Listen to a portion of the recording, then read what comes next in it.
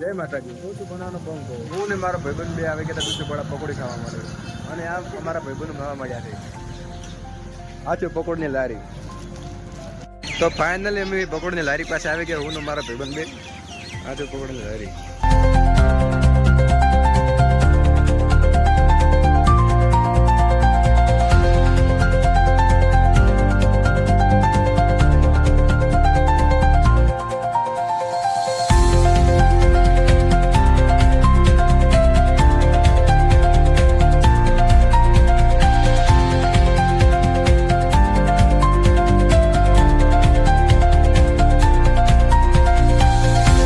Guys અમે પકોડી ખાઈને નીકળી ગયા છે અને આ છે હનુમાનનું મંદિર.